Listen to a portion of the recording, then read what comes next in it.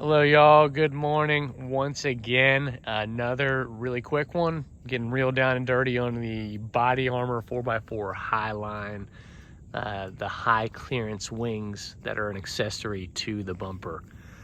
So like you've probably seen before in my other videos, I'm not a big fan of a lot of blah blah prolonging a video for no reason. So I'm gonna give you a couple talking points, a couple quick angles, and I'm gonna dive right in on something that was of paramount importance to me. Is that once these are installed, you always see pictures like from here, but how do they look back here? So when you walk up, well, done the way that the shop I had brought them to, got them done. You get the fender liner chopped, and you open up back here. I have removed those crossbar end pieces and capped them off with some little 1x3 or 1x4 plastics. They don't fit perfect, so I've kind of had them cut and they hold in. They've held in there just fine. Also, no need to add a weep hole because that bolt hole that holds on the crossbar extender allows for plenty of drainage just fine. But genuinely, the look coming in from the side looks nice. I was really worried that it would look all opened up and kind of like a bunch of piss poor guts that a lot of people seem to look like when they do their Raptor cut. So if someone had just done a Raptor cut, they don't have the benefit of this coverage here, and you're looking up into the guts of the internals of that front bumper and front fender a lot worse. So moving over to the other side where you've got your air box. So air box maybe loses the tiniest little bit of water splash protection. You've still got those vent slats right there, but as you look all the way up, gosh, I'm gonna have to readjust so I can see what I'm looking at here. As you come in from the front looking up, you've still got a lot of protection before you get up into where that air box is there. Hopefully that did enough justice, but if you have your own truck out, you take a look at this, you could go make a good comparison. So same thing right in here to tidy up that look. If you get rid of that crash bar end piece, it makes the whole look a lot cleaner.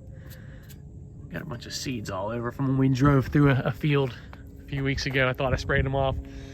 Anyhow, looking back at the front, I have seen a lot of people use these trim pieces right here kind of as a gasket between the two, between the bumper itself and the wings.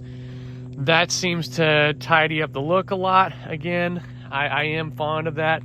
That wasn't how mine got done, but it's been just fine. Some people will claim these are not going to be as durable as a solid one-piece bumper. Obviously, anybody with some good sense should know that holds true. You got some pretty decent thickness powder coated steel. They bolt on pretty hefty. You get the clearance out of it. You get an aggressive look. You've got a little bit better approach angle, especially if you're coming in instead of straight on, and a little bit of an angle with that wheel turned out. Not even full rack, but it's potentially a benefit. Now that we've got the wings, I feel like it makes a good look. Being honest, 7 out of 10 of this edition is for the looks. The rest is for that little bit of functionality. And then last thing, getting into the lights. So you've got an area for a single row LED, just these guys right here, these guys right here. All the lights on the truck, except for the big bar actually, are all diode dynamics.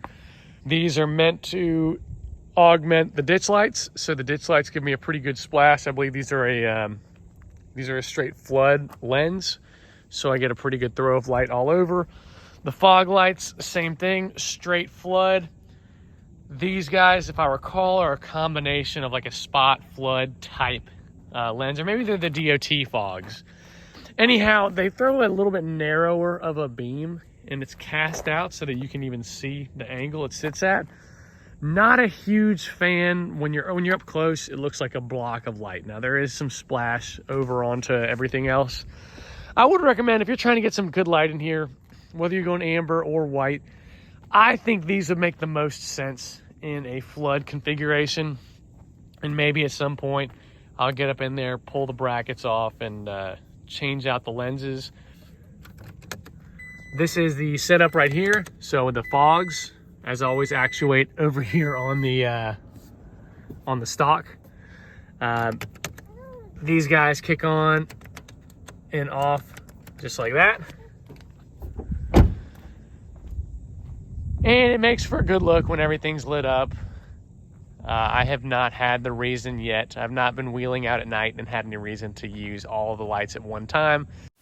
We've got a 7-month-old now, so he's pulled a lot of my attention and ability to get out, just the same as anybody else that has kids. But it's been great. It's been a lot of fun. He's been, very happy, very healthy. But that explains a little bit of the hiatus away from putting any content together, whether it's just something on the truck or something with a trip out wheeling. I had to overlap this audio because it got cut off by an aircraft flying overhead. But I'm going to loop the audio back in, and thank you all for being here. But another big thing that I got done is I tint matched the front and rear windows. I've had friends recommending doing it for a while. None of them are Tacoma owners, not that that matters. But I shied away from it for a great deal of time just because I didn't really care. Now that it's done, obviously everybody wants to tell you how much they like what they've done. But now that it's done, I've got to admit, it looks great. It looks super clean. And you've got that much more shade while you're sitting up front, a little bit more privacy, maybe a little bit of a benefit from cooling as you're sitting out in the sun. I don't know, it's possible. But that's really it. Pretty short video, relatively speaking. I did not do the install. A shop did the install. Very happy with it. Looks great. I wasn't really sure if I wanted to jump in and commit to it because you really can't uncut and add that bumper back. But if you're going to cut and add in the HiLine itself as a hybrid bumper, you might as well cut and add in the wings. But anyhow, thank y'all for watching. Hope you enjoyed. Hope this was helpful. I'm pretty responsive to comments on my YouTube channel, so if you got a question about something going on here, just shoot me a comment, and y'all rock on.